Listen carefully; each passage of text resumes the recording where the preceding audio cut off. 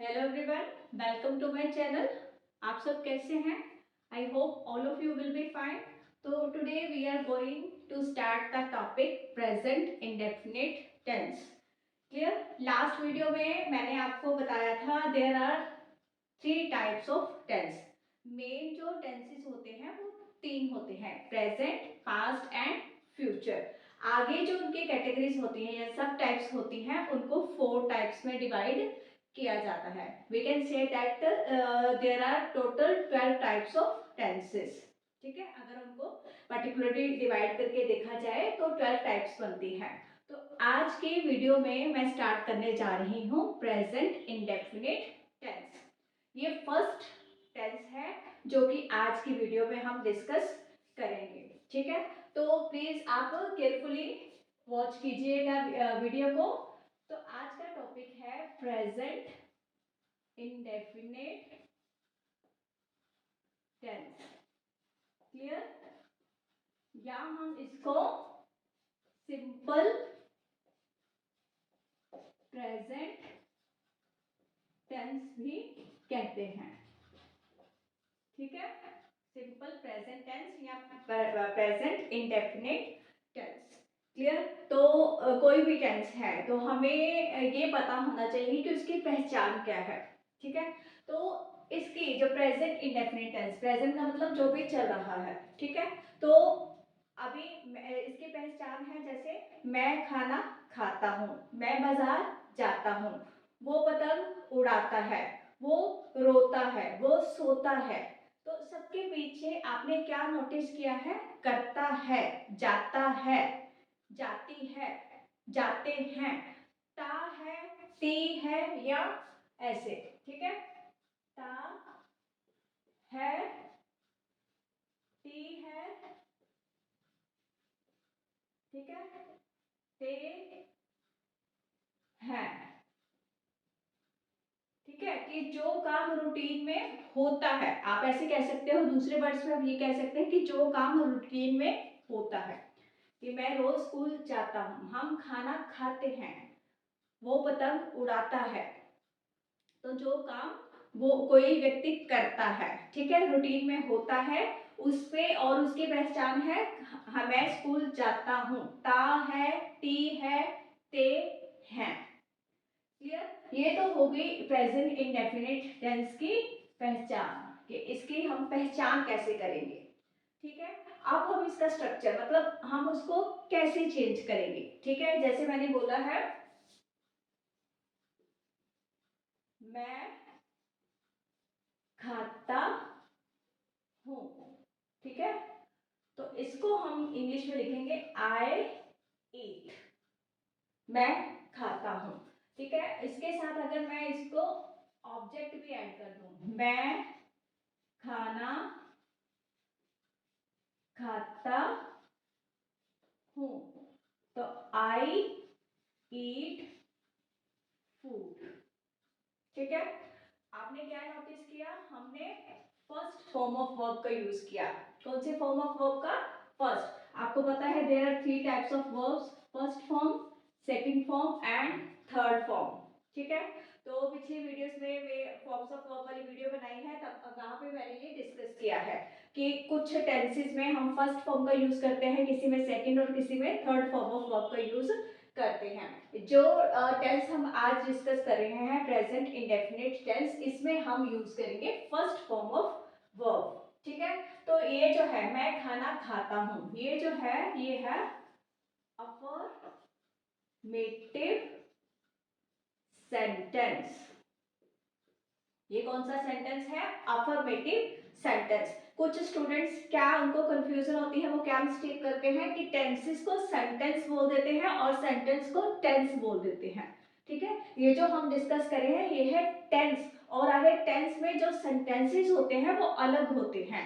ठीक है, ये है सकारात्मक सेंटेंस, जिसको पॉजिटिव सेंटेंस भी आप बोल सकते हो, जिसमें नेगेटिव नहीं आता, ना कोई इंटरोगेटिव सेंटेंस आता है। ये है पॉजिटिव सेंटेंस, जिसको हम इंग्लिश में कहते हैं अफर्मेटिव सेंटेंस। ठीक है, मैं खाना खाता हूँ, वह बाजार जाती है, वे स्कूल जाते हैं, जिसमें नहीं नेगेटिव या इंटेरोगेटिव क्वेश्चन मार्क कुछ भी नहीं है, वो हो गया अफर्मेटिव सेंटेंस। तो इसका रूल क्या है, मतलब इसको स्ट्रक्चर क्या है, कैसे हम इसको इंग्लिश में ट्रांसलेट करेंगे। सबसे पहले आएगा सब्जेक्ट, फिर उसके बाद क्या है फर्स्ट फॉर्म और उसके साथ एस या ईएस प्लस ऑब्जेक्ट।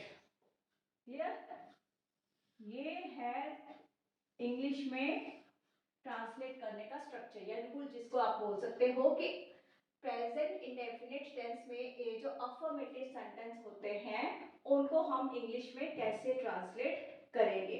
ठीक है, अब ये देखो यहाँ पे मैंने लिखा आई ईट फूड, मैं खाना खाता हूँ। अब इसकी जगह अगर हो वह खाना खाता है, तो हम इसका लिखेंगे he eats food, he eats food. क्यों, फर्स्ट फॉर्म के साथ मैंने क्या लगा दिया है, फर्स्ट फॉर्म प्लस एस, जो मैंने यहाँ पे बताया था आपको। ठीक है, लेकिन अगर आप कहोगे कि मैम आपने यहाँ पे तो लगाया नहीं, आई ईट फूड, यहाँ पे तो ईट के साथ आपने ये ना एस लगाया है ना ई एस लगाया है, क्यों, उसका भी एक पर्टिकुलर रूल है। ये देखो एस या ई एस हम फर्स्ट फॉर्म के साथ कब लगाएंगे, जब हमारा सब्जेक्ट होएगा ही शी इट। क्लियर, या फिर सिंगुलर फॉर्म बच्चा खेलता है, चाइल्ड प्लेज, या फिर सिंगुलर नाउन। ठीक है, अगर हमारा सब्जेक्ट ही शी इट या सिंगुलर नाउन होगा तो हम वहां पे फर्स्ट फॉर्म के साथ एस या ईएस लगाएंगे। अब इसका भी पर्टिकुलर रूल है कि कहाँ पे एस लगेगा और कहाँ पे ईएस लगेगा फर्स्ट फॉर्म के साथ। ठीक है, इसके बारे में भी मैं शॉर्ट में आपको बता दूंगी, लेकिन एक वीडियो में मैंने इसके बारे में भी डिस्कस किया है कि हमें कैसे पता चलेगा कि फर्स्ट फॉर्म के साथ हम एस या ईएस कब लगाएंगे। ठीक है, अभी आप इतना ही देखो कि ये ही शी इट, ये क्या है, तीनों थर्ड पर्सन, यहाँ पे किसकी बात हो रही है, थर्ड पर्सन की। ठीक है, जो मैंने प्रोनाउन वाला चैप्टर करवा रखा है उसमें फर्स्ट पर्सन जो होता है पर्सनल प्रोनाउन में first person, second person, third person, उसके ऊपर एक पर्टिकुलर वीडियो बनी हुई है, आप उसको वॉच कर सकते हो। ठीक है, उसमें बताया गया है कि फर्स्ट पर्सन, सेकंड पर्सन और थर्ड पर्सन क्या होते हैं। ठीक है, यहाँ पे मैं आपको बता रही हूँ कि अगर थर्ड पर्सन वो भी और सिंगुलर नाउन सिंगुलर फॉर्म में होगा तब हम फर्स्ट फॉर्म के साथ एस या ईएस लगाएंगे, इसलिए हमने लगाया है ही ईट्स फूड। अगर मैं बोलूं वे खाना खाते हैं, दे ईट फूड, अब आप कहोगे ये दे, ये भी थर्ड पर्सन है लेकिन ये सिंगुलर फॉर्म में नहीं है, ये प्लूरल में है, इसलिए हमने फर्स्ट फॉर्म को एज इट इज लगाया है, कोई एस या ईएस उसमें ऐड नहीं किया। क्लियर, ठीक है, ये तो हुआ अफर्मेटिव सेंटेंस। अगर इसकी बजाय मैं तो बच्चा पतंग उड़ाता है, चाइल्ड फ्लाइज अ काइट, अब यहाँ पे बच्चा जो है थर्ड पर्सन है और सिंगुलर फॉर्म में है, इसलिए हमने फर्स्ट फॉर्म, ये फ्लाई है फर्स्ट फॉर्म, उसके साथ हमने लगा दिया, उसकी जगह हमने लगाया है फ्लाइज, यहाँ पे वाई को हमने स्किप करके लगाया है आई ई एस। क्लियर, अब इसी को हम चेंज करेंगे नेगेटिव सेंटेंस में, ध्यान से देखिएगा प्लीज। तो नेगेटिव सेंटेंस में हम यही सेंटेंस ले लेते हैं, मैं खाना खाता हूं, मैं खाना नहीं खाता हूं, मैं खाना नहीं खाता हूं। इसको अब हम कैसे चेंज करेंगे, I do not eat food.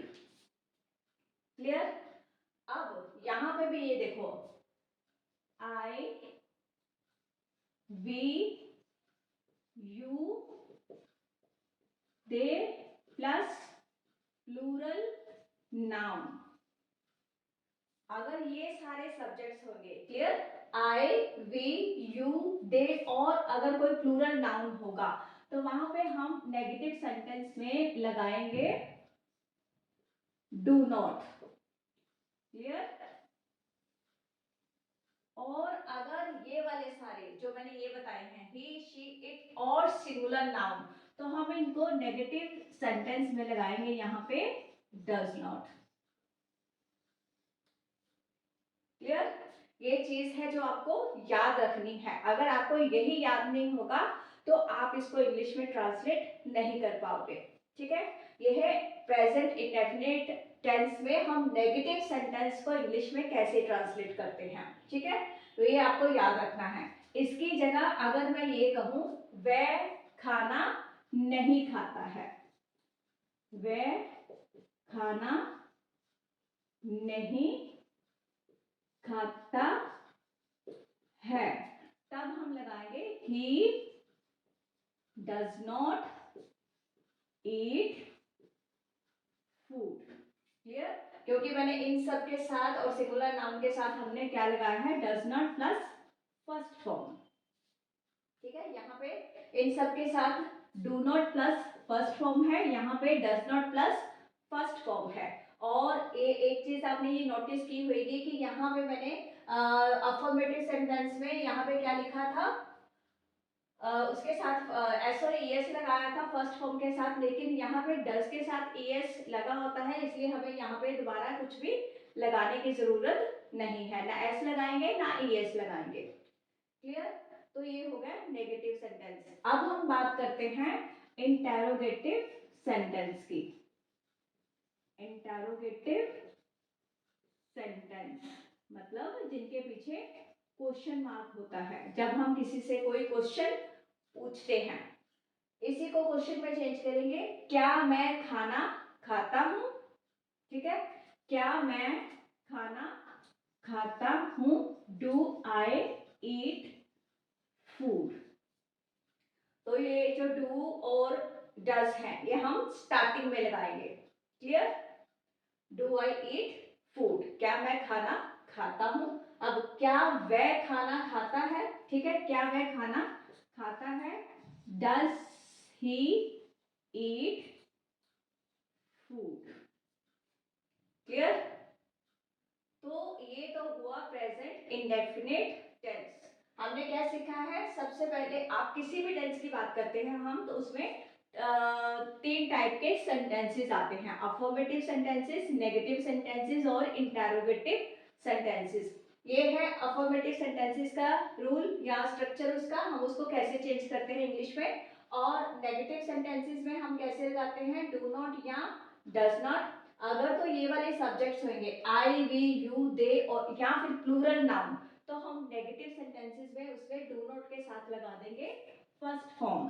और अगर ये वाले ही, शी, इट या सिंगुलर नाउन होगा तो हम उसके साथ लगाएंगे डज नॉट और उसके साथ फर्स्ट फॉर्म ऑफ वर्ब। और अगर उन्हीं सेंटेंसेस को या मतलब प्रेजेंट इंडेफिनिट में कोई इंटरोगेटिव सेंटेंस आता है उसमें डू और डज हम स्टार्टिंग में लगाएंगे। इसका रूल क्या होगा, डू या डज, उसके बाद क्या है सब्जेक्ट, फिर उसके बाद है फर्स्ट फॉर्म, फिर उसके बाद क्या है ऑब्जेक्ट, और लास्ट में हम लगाएंगे क्वेश्चन मार्क।